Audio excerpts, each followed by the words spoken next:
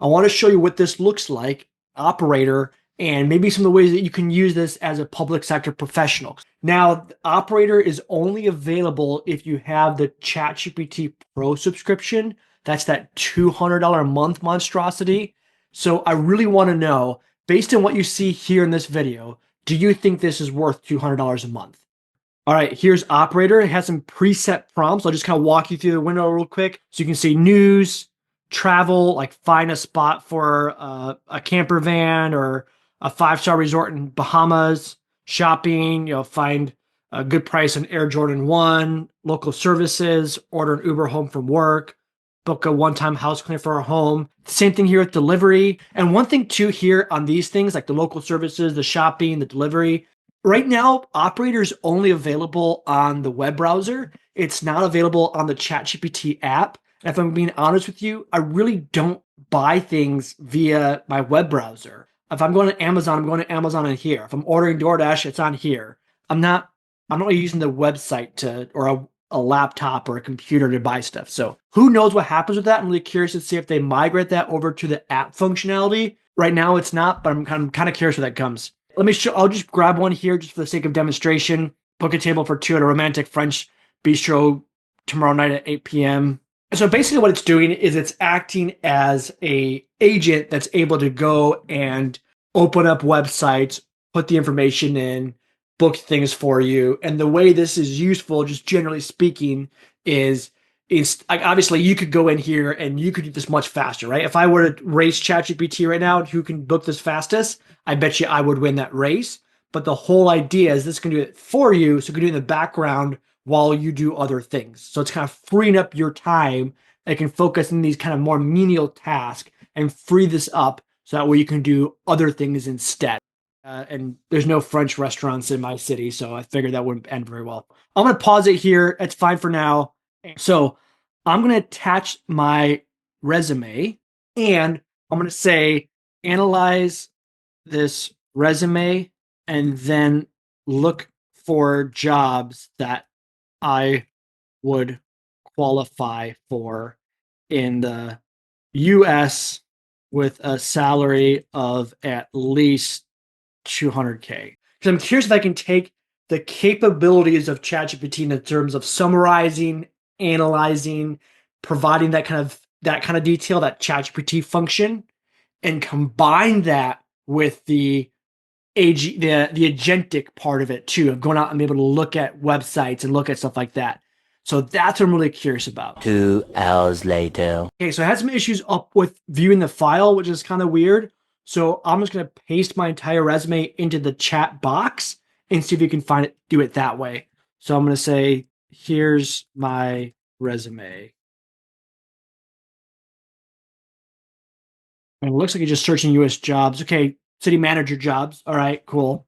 So I was able to infer that from my resume. That's good. I'm just kind of curious what it comes up with, right? To see what kind of information and what kind of jobs it says I should do, what sites it goes to. I'm going to give it 5 stars if it pulls up the American Association of Municipal Executives job board. If ChatGPT goes to aame.org, y'all, I'll freak out, y'all. Let's see what happens though.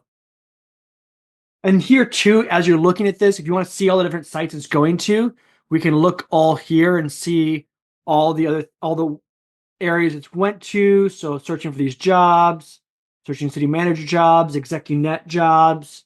Let's see what happens if I click on something. If I click on this right here, maybe it starts over. Yeah, so you can see what that looked like. You can kind of message Operator on the side too if you want to provide updates. Then I can view in browser as well. So if I can click here, view in browser. I'm curious how it gets past this. So here is a verify you're human. Let's see if we can get past this. This is kind of funny. Verify you are human. Let's see if we can do it. Let's click on it. Look at that. ChatGPT was able to get past that security feature that said verify you're a human. That's hilarious. That is just absolutely hilarious.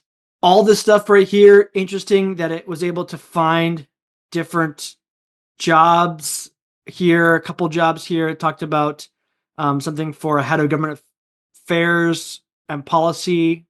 Let's go with one more example just to see if we can find some information and if we actually can get some benefit from here. And I'm going to say, look for city AI policies and download them so I can read them later. I'm gonna give a preference here. I'm gonna say look for 5. That we have a limit here. Let's just see what it's able to do and how we can do this. I'm curious if I can download it, if it has that action to be able to download it to my computer to read later, or it's only on this operator browser. So interestingly enough, I said look for 5 city AI policies. And the first thing it did was it searched for New York City AI policy. So ask me if I want to download it. Yes, please. Let's see if you can do that. So it says it's downloading the document. I don't see anything about anything being downloaded at all. I'm looking around on my computer here. I don't see anything that's downloaded. So I'm waiting!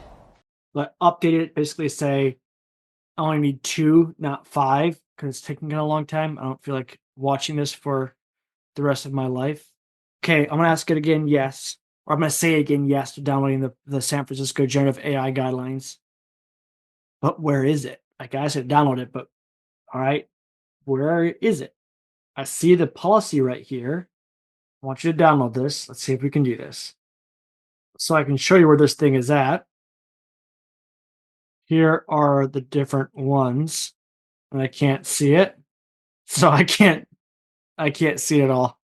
It's in the home OAI share folder.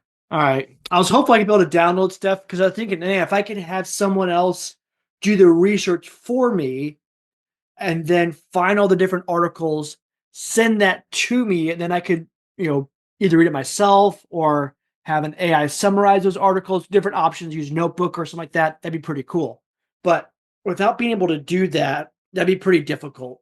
Guys, thanks for watching this. So this is my first time using Operator. I'm really, really new to it, so I'm not 100% sure if I used it the correct way. It might be fancy ways to use it.